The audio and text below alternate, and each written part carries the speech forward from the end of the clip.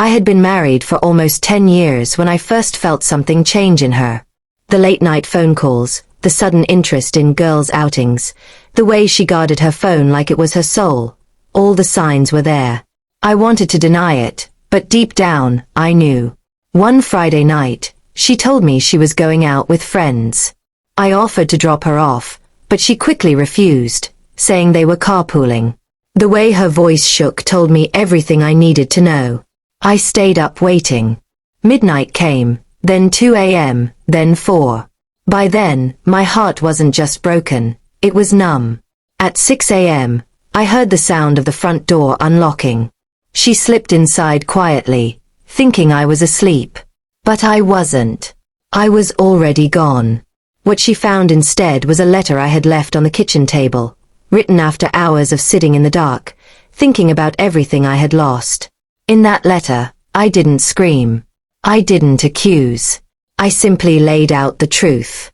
I told her I knew about the lies, about the other man, about the nights she thought I didn't notice. I told her I loved her once, but I couldn't love a stranger. I explained how I had spent years building a life for us, trusting her, believing we were partners, and how it felt like every smile, every word, every kiss had been poisoned by her betrayal. But I also told her something else. I wasn't going to fight for someone who had already chosen another man over me. If her happiness was in his arms, then she could stay there. I ended the letter with finality. By the time you read this, I'll be gone. Don't call me. Don't chase me. This marriage is over. Consider this my last gift to you. Freedom. I packed my bags earlier that night. Quietly. No drama, no yelling. Just clothes, documents, and the pieces of my dignity that were still intact. By 5 a.m., I had left the house we once called home. I dropped the keys on the counter and walked out without looking back. It was the hardest thing I had ever done, but also the most necessary. At 6 a.m., when she stumbled in, still smelling faintly of perfume and smoke, she wasn't greeted by me, but by the letter. I can only imagine her face when she read it. She called me that morning, over and over.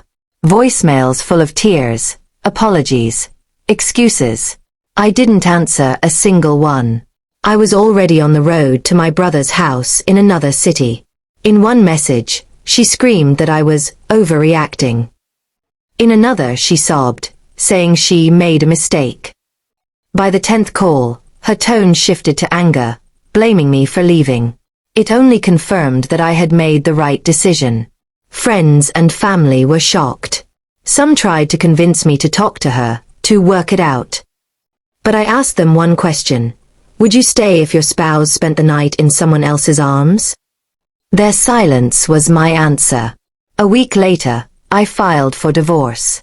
My lawyer told me that since I had gathered some proof, texts, her late arrivals, even a photo a friend had taken, it would be straightforward. She tried to fight it at first, suddenly wanting to save our marriage. But her words came too late. A single night had destroyed what 10 years of love had built.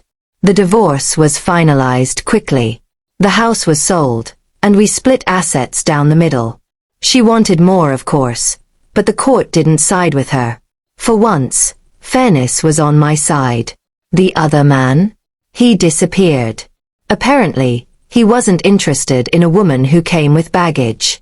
She had burned her life down for him, and he walked away as soon as things got serious.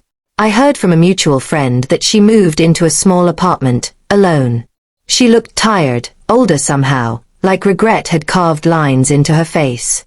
Meanwhile, I started rebuilding. I focused on myself, my health, my work, my peace.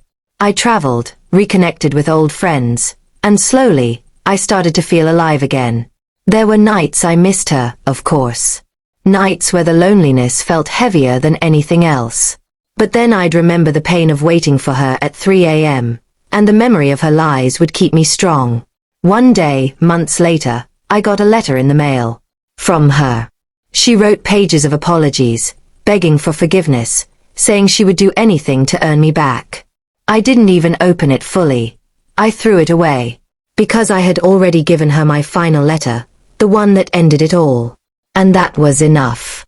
Now, whenever I think about that night, I don't feel anger anymore. I feel relief.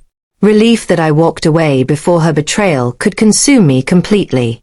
She may have chosen another man's arms for a night, but I chose my own dignity for a lifetime. And that's a decision I will never regret. Sometimes love ends with shouting, with fights, with drama. But ours ended with silence, and a letter left on a kitchen table at dawn. And honestly, I think that silence hurt her more than any words ever could.